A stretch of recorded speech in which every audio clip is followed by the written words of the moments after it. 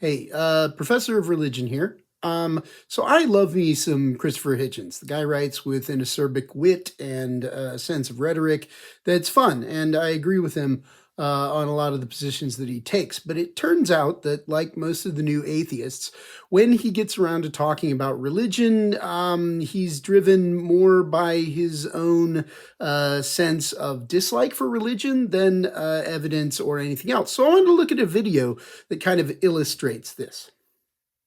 Christopher, I've got to call you down on referring to circumcision as genital mutilation. My son cried more at his first haircut than he did at his bris. And You weren't doing it right then. statistically, the only long-term effect that it seems to have on people is it increases their chances of winning a Nobel Prize. I can't find the compulsory mutilation of the genitals of children a subject for humor in that way, or flippancy So in that this is way. pretty obvious, but yeah, did you notice how he moved really quickly from his own kind of dismissive and lighthearted joke about circumcision to a kind of self-righteous posture about the other guy's joke about circumcision? I mean, it's kind of fascinating the way that he just suddenly shifts to try and claim moral authority in a conversation where he himself was just doing exactly the same. But let's at least hear him out. Maybe he has really good reasons for his kind of self-righteousness. I can't find the compulsory mutilation of the genitals of children a subject for humor in that way, or flippancy. Okay, I rewound a little bit because he's actually already launched into a set of what you might think are reasons as he's gone. Now, first of all, he's again referred to what's happening as mutilation, which is interesting because the other guy has just contended it's not mutilation. But by going back and reasserting the word, he's just come back and said, oh, no, it is mutilation. That doesn't move the argument forward at all because the question was, is it mutilation? Now, the only reasoning that he gives here for thinking that it's mutilation is because it's a compulsory act on a child.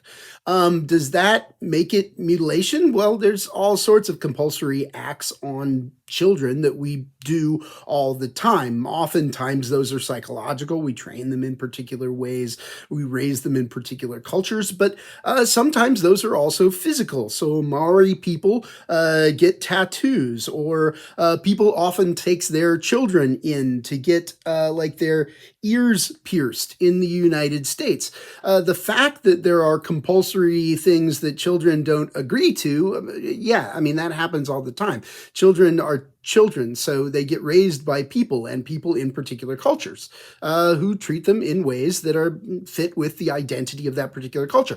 What's actually interesting is that by appealing to compulsory as something that's problematic, Hitchens is actually appealing to his own culture, a particular liberal individualism, and he assumes that his audience is going to resonate with that culture as well. And so he's actually saying, well, people ought to be treated in accord with my culture, and that means they shouldn't be treated in accord with other people's culture.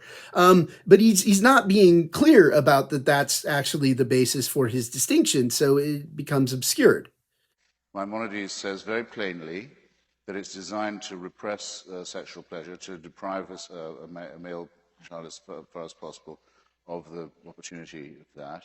So here's where things really start to go off the rails. Apparently, Hitchens wants to make the claim that circumcision inhibits sexual pleasure. And to ground that claim, he goes back and he cites a Jewish medieval authority. This is weird. If you wanted to make a claim about a particular fact, why wouldn't you go to like scientific studies or something like that? Well, I mean, number one, he can't. There's no scientific consensus that circumcision inhibits sexual pleasure. In fact, quite the opposite. The most scientific studies say circumcision does not do that. So he's trying to get two things at once out of this. Number one, go back and kind of make fun of Judaism, at the same time cite it as a source for his own claim about why circumcision is bad.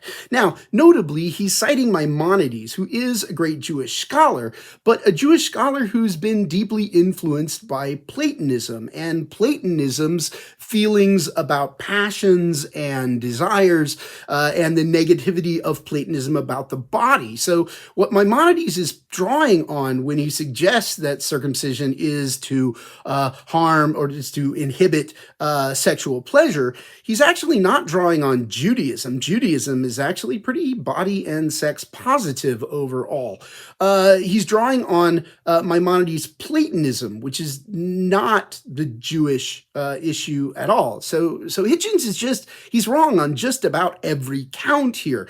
He's drawing on a medieval authority for a claim that's false, and for a claim that's not particularly inspired by Judaism. Full excision, not just the snip or the full mandatory covenant is fantastically painful, leads to trauma, leads to the dulling of the sexual relationship, and can be in itself life-threatening at that moment. We have the records, I can show them to you, of hundreds and hundreds and hundreds in the United States, boy babies who've died or had life-threatening infections as a result of this disgusting. So now Hitchens goes on to provide a kind of litany of problems with circumcision. And he repeats some of the false information that he's already come up with, the claim that it inhibits sexual pleasure later in life.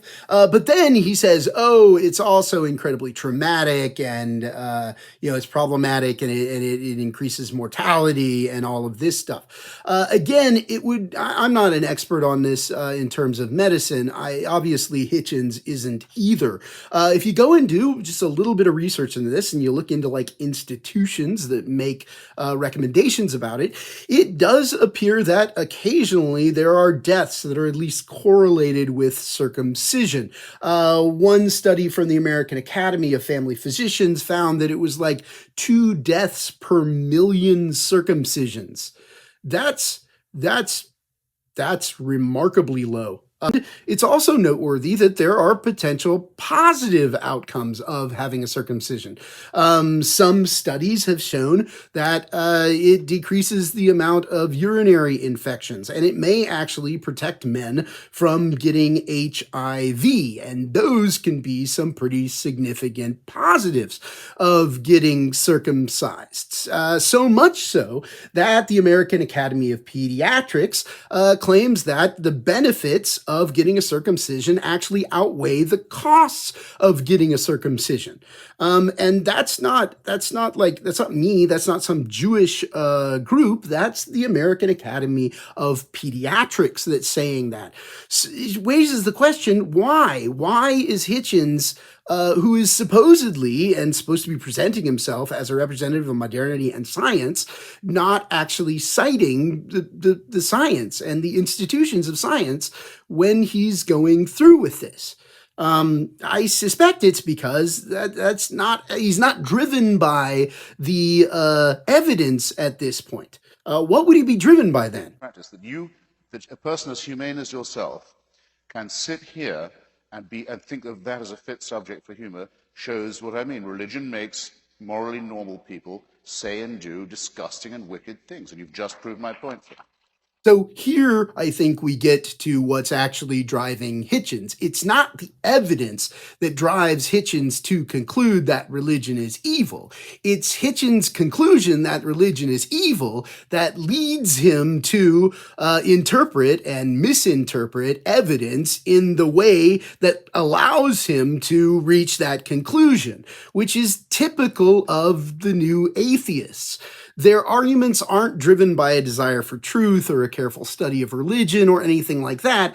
They're driven by their dislike for religion, so much so that here we've got this very nice rabbi who Hitchens himself recognizes is a pretty nice guy, but Hitchens feels like he must call him out and almost call him a monster simply because Hitchens just doesn't like religion to start with.